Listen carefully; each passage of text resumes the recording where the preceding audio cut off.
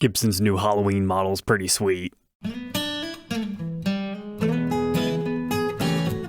Welcome back, Troglodytes, to your daily dose of guitar information, the Trogly's Guitar Show. We've got some new guitar models to talk about from 3 different brands, but we're going to start with the big ones at Gibson. You guys remember the Gene Simmons Thunderbird bass? We had documented it when it first came out. Well, we now have the new custom shop version. This time it is based on an EBO guitar. We documented an EB3 in this episode where I go through the history. Most times they are the SG body shape, but in the late 50s you could find one that looked like this new double cutaway. So let's take a look here. We've got white binding, we've got a multiply pick guard, we've got a master volume, master tone setup. It looks like we got dual options between string through bass, or it can be a top loader, and just a single mudbucker pickup. That's certainly a far cry from our original here. But that's because this one was based on a heavily customized one that Gene played for quite some time. In fact, Trade Tuesday Season 4, Episode 1, we actually had an article about the original, where it tells us a little bit about how he played it on television shows, like at Don Krishner's rock concert, and a Halloween special, and it talks about the 30.5-inch scale length. But what's great about this is you can actually see his original, so it definitely has that kind of 60s aesthetic to it. And then we can see his original actually has a Gibson embossing on his pickup cover. That's pretty sweet. And pay close attention to this whole double screw thing right there, and the knob placement. It doesn't look like they matched all the fine details, unfortunately. And man, that's a bummer not to have a Gibson on the mudbucker. And our headstock doesn't quite have that vintage flair to it. It looks very modernized, but I think that's just the vibe they were going for. Take that bass and take it to 2023. Looks like the back of the headstock, they actually have a Gene Simmons decal. We've got a pretty cool custom case for it, with the Gibson custom branding as well as his signature decal. The interior is gold.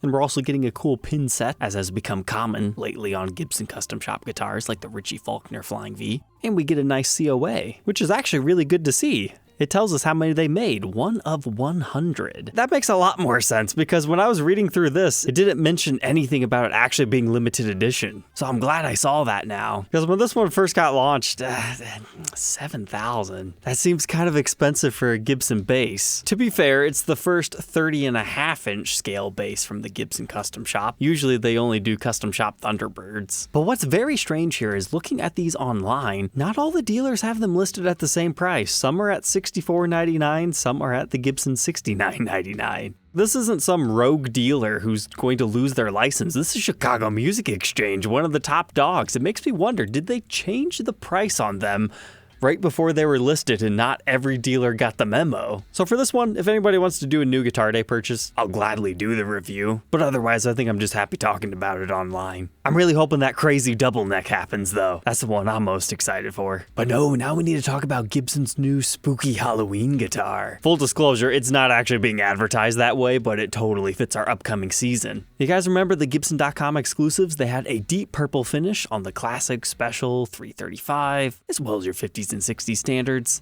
At one point in time, there was an olive drab series. Right now, they're not on the website. I don't know if those are discontinued or if they're going to come back. And then, of course, your straight up Ebony on all those different models, including the 70s V and Explorer. They've introduced a new one, and my goodness, it's almost perfect. So it's a 50s and 60s standard, so just choose what neck tuners, plastics, and pickups that you want. We finally have a Purple Burst Les Paul standard in production. Purple on Les Pauls has been so hard to find for such a long time, and we're finally starting to get it more and more often. Like we got the Mod Collection demo shop pumping them out, and now we've got these. And the reason why I say it's almost perfect is I prefer the teardrop shape over the perimeter burst, but whatever. This really reminds me of the old Bats in Flight Les Paul custom. Maybe not quite as crazy. If anybody's selling one of the purple ones, please let me know. That would make a great spooky Halloween episode. They're doing these up on AA tops, so it's very similar to the new custom color series that they had just recently introduced. So it's kind of funny they didn't introduce this at the same time, because they haven't really talked about this too much. You just had to be looking at their website. Now our headstock doesn't have like a matching purple logo, even though that would have been really cool. And I can't tell if that's a deep purple finish on the back or if it's black, but whatever it ends up being, I think these are insanely cool. Now the unfortunate thing about these being Gibson.com exclusives is these guys don't budge on price, so you don't get to see the top, so it's kind of luck of the draw. But I can't wait to see some of those get to people, and people start to make music with them. Maybe it'll make the goddesses more affordable.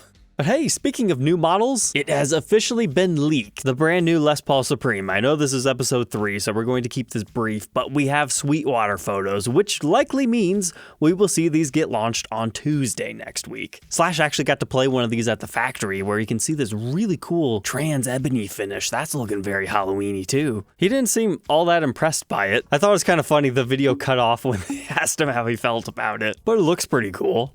But we already knew a wine red one was coming for quite some time now, but it's nice to see one in the flesh. We officially know that is the inlay style that they're going to be using. They have a Les Paul Supreme truss rod cover, this time not being in brass. Interestingly enough, it has the fret nibs. That's kind of cool because I kind of viewed this one as being more so in the modern collection. But this right here is what everybody's been waiting to see. It is indeed pretty much just the backside of a Les Paul Modern, except for we have a higher grade maple top with a see-through finish, and you've got more layers of binding. So at the end of the day, it's very far from the old Supremes, but hey, at least it's back in production. I'll have to pick one up for review and documentation. So again, if anybody wants to do a new guitar day, so you're guaranteed the demo piece and you can pick the color and all that, feel free to message me. I'll have to see what all hues are offered. The one Slash was playing is looking pretty good to me, so I might go with that one. Unfortunately, no fancy case on these either, just your regular Gibson production. Which if you don't know, the original Supremes, when they first launched, they had these nice plush white interiors.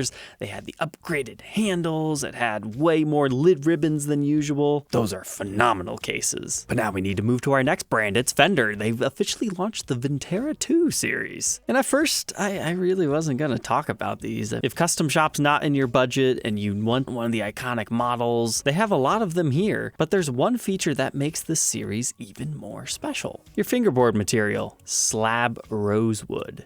And this is a made in Mexico series. For the longest time, we've been getting Pau Ferro on everything. People have finally started to warm up to it, and now we're going back to rosewood. That is something to be excited about if that's the reason that you weren't buying Mexican-made Fenders. It kind of helps bridge the gap. So we've got the 60 Stratocaster, 3-color sunburst, Lake Placid blue, and Olympic white.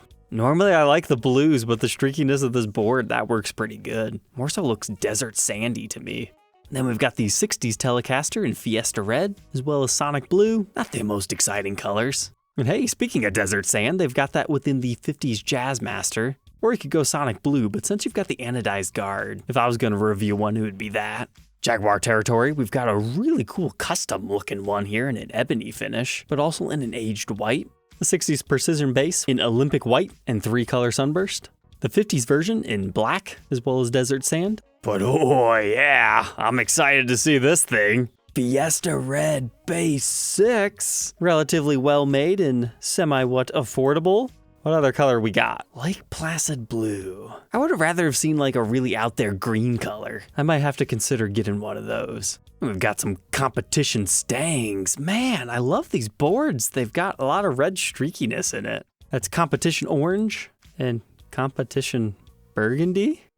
I thought burgundy was a red color, not blue, but I really dig that blue burst vibe. That's nice. I haven't reviewed a Mustang in a while. Maybe I'll consider one of those. They've got no caster offerings. That's a big deal outside of the custom shop. So black guard telly and regular 2-tone sunburst with different pick guards. I think the biggest difference here is just they don't have Telecaster on it, just Fender. The 70s telly bass. I could see somebody enjoying that. It's kind of a niche item. And whoa, Telecaster Deluxe with tremolo. Vintage white as well as surf green. You heard me right, it's got the Strat tremolo.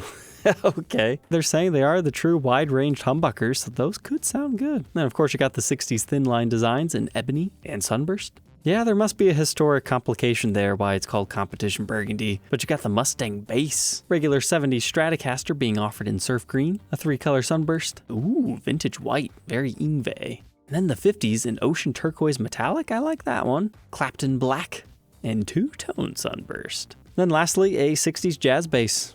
Placid blue, black, and Fiesta Red.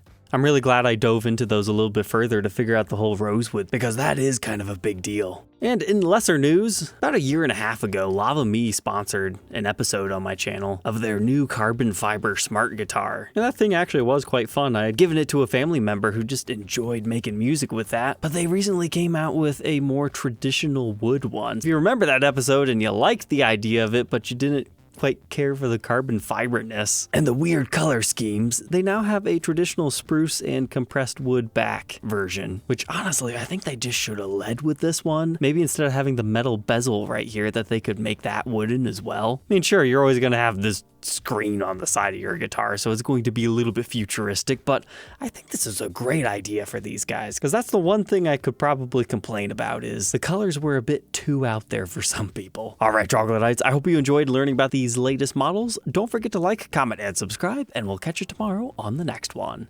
Take care.